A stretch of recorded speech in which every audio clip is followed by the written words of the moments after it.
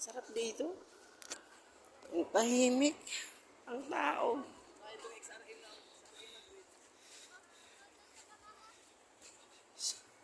Such a different place from what we experienced last Friday. Sobrang daming tao nung Friday sa isang base sa Panaraga. Pero dito, sobrang tahimik. Wala, katawa-tawa kami lang. Oh my God. Oh? Binibenta daw lupa dito. So, I don't know kung may available slot pa o wala. Naghahanap yung pinsan ko ng pwede pa. Cooper! Come! Come back, Cooper!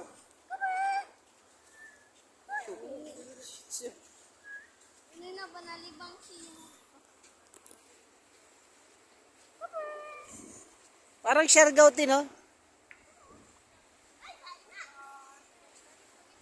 May yung salvation, kinakuya lulong, di ba?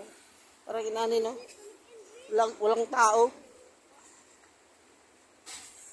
Yan, may mga construction na ng mga resort. May mga pailan-ilan na nag-develop ang area nila. Kasi ang ganda ng area talaga. Mapa low tide o high tide. Ang ganda ng lugar nito. Harap siya ng Pacific Ocean.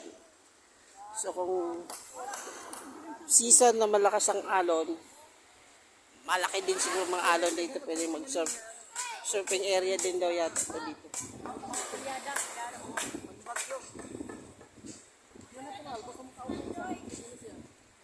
Hunas man karon, no? Hunas. O, pag taob ni, pag high tide, medyo dito ang tubig sa may aso. Pero ngayon is low tide. Pero maganda pa rin yung lugar kahit low tide siya. O, diba?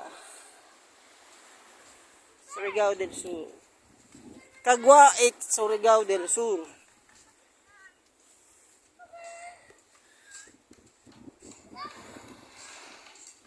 Okay. Dito na lang muna.